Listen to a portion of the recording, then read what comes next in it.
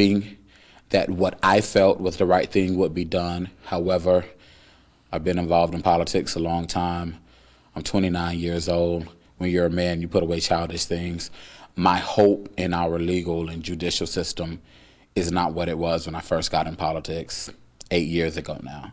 So I'm no longer disappointed. Reality is set in. This is what we're dealing with. However, I think it's time for us to be proactive and find ways for America to move forward. Ferguson is nothing new. This isn't the first community that's dealt with this. And I feel that the decision to not indict Officer Wilson on yesterday was a blow, not just to Ferguson, but to every community of color and every community in America who has had similar activities happen. Last year, Trayvon Martin wasn't the first young man to be slain. Jordan Davis wasn't the first, and Michael Brown won't be the last.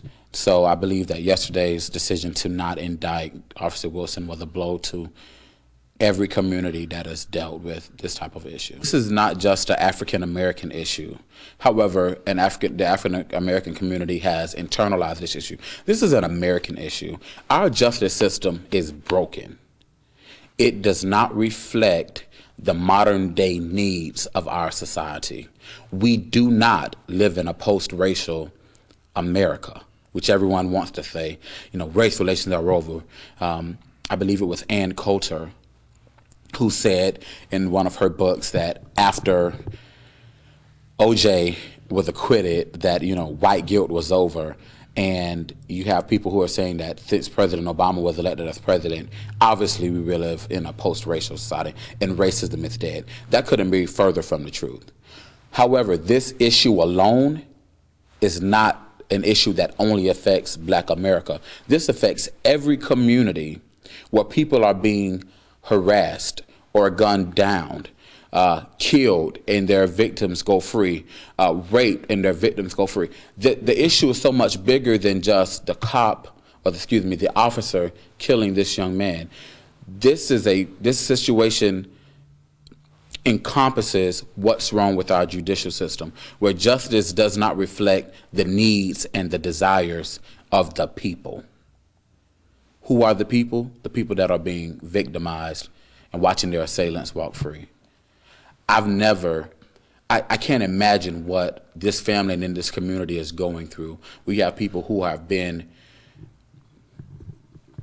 legally, morally, ethically wronged, and the system that they're supposed to trust in continues to do it over.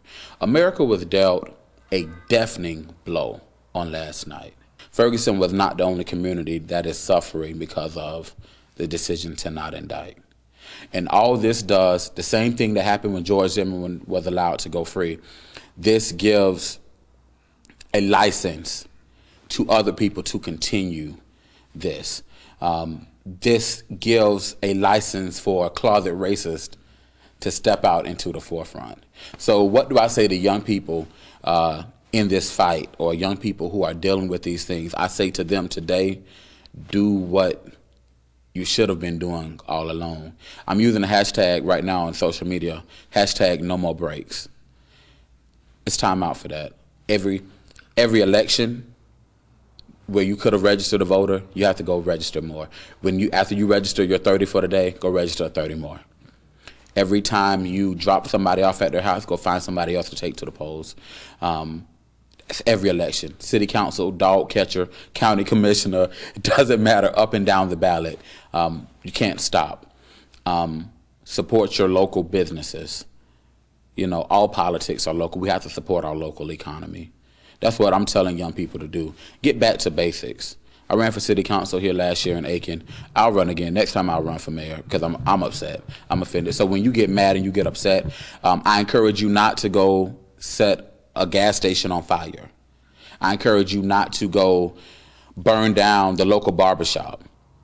Find a better way to channel your anger. Let your anger be turned into energy to fuel you to do something great for your community. Because I understand the anger. I'm not going to sit here and pretend that I don't understand the anger. I'm upset too. But I do understand that violence is not the answer.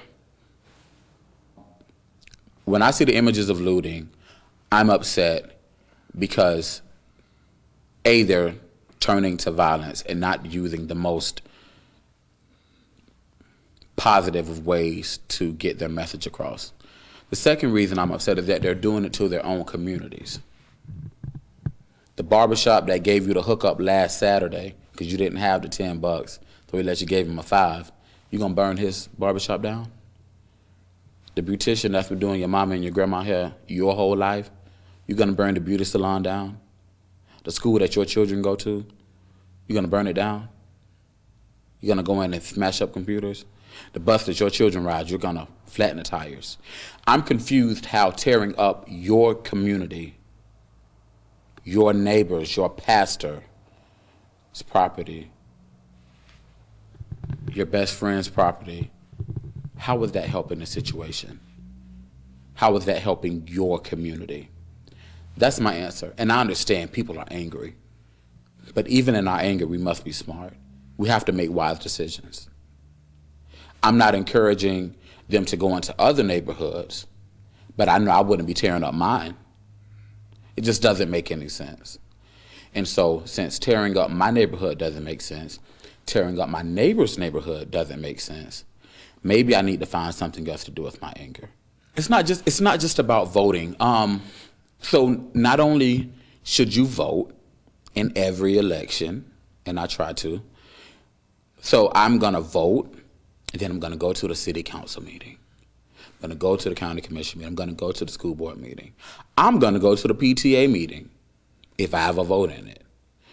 I don't have much, Brandon, but I do have a vote, and I have $1. My dollar and my vote are mine. I decide who I vote for, no one else. Not my pastor, not my community leaders, not the neighborhood politics guy. And I decide where I spend my money, not my banker, not my parents, not my pastor, not my neighborhood political guy, not the neighborhood hookup man. I decide where I spend my money. I decide who I vote for. You own your vote. You own the money in your wallet. Make wise decisions with it. You put money into the things that are going to reinvest, or into the places that are going to reinvest into your community. You put your vote into people who will hold themselves accountable. Because I may have a job, I may work second shift. I may work 2 to 9 or 2 to 11. So I'm not going to hit every city council meeting. I'm not going to hit every county commission meeting. So maybe I need to vote a little bit more responsibly and not just vote because somebody told me to, but vote in the person that I believe in. Maybe I should get to know people on the campaign trail and talk to them and see if they can hold themselves accountable, because I may not be in a position to where I can hold them accountable. And because I may not be the most involved in politics or be the most astute politically, maybe I don't even know what holding them accountable looks like. So those are the things that we have to challenge ourselves on. I challenge every person listening to me right now to own their vote and own their dollar. Put your money back into your community. Put your vote into people who are well deserving of it. I would say to the citizens of Ferguson and the greater St. Louis area and every community that's hurting right now, you have to find a way to grow from this and to ensure that this never happens again. The decision has been made. I do not agree. I know you don't agree. I hope that the Justice Department will step in, and I hope that what we feel is appropriate justice is served. Because in some area, even though I may disagree, justice has been served on some level. But what I would say to them and what I would say to everyone else who is affected by this is find a way to move forward positively. Together, we have to take a stand. Together, it's time to stand. We cannot afford to take any more breaks, so no more breaks. We have to get back to work. We have to return to the energy and the vigor that the civil rights movement held.